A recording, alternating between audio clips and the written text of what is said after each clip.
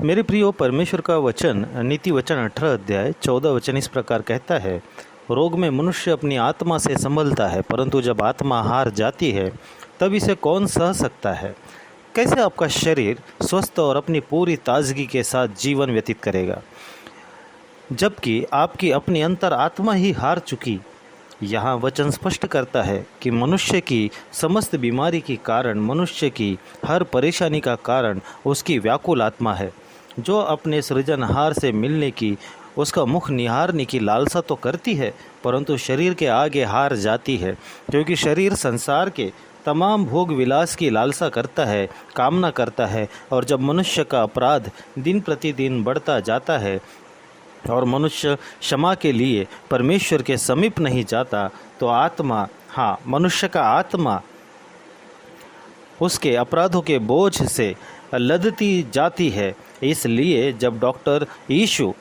इस संसार में थे, तब उन्होंने सबसे पहले आत्मा का बोझ समाप्त करने वाली उपचार विधि सिखाई, जो आप मत्ती रचित सुसमाचार 6 अध्याय 9 से 13 वचन में देख सकते हैं, जिसमें दर्शाया गया है डॉक्टर यीशु ने अपनी आत्मा को तरोताज़ा और तनाव मुक्त रखने की उपचार पद्धति सिखाई, जो विशेष रूप से 6 अध्याय के 12 वचन में उल्लेखित है। और जिस प्रकार हमने अपने अपराधियों को क्षमा किया है, उसी प्रकार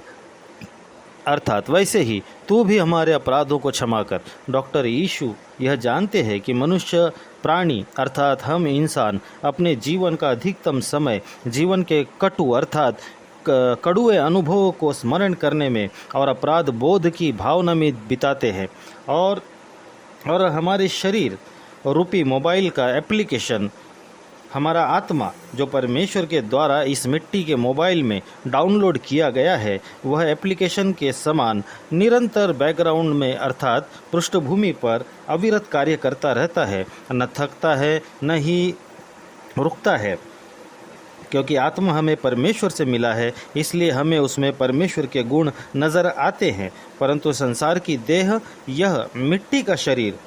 तो नश्वर है। निरंतर अपराध बोध की भावना के कारण हमारी आत्मा पर अत्यधिक तनाव भार पड़ता है। यदि ऐसा न होता तो डॉक्टर यीशु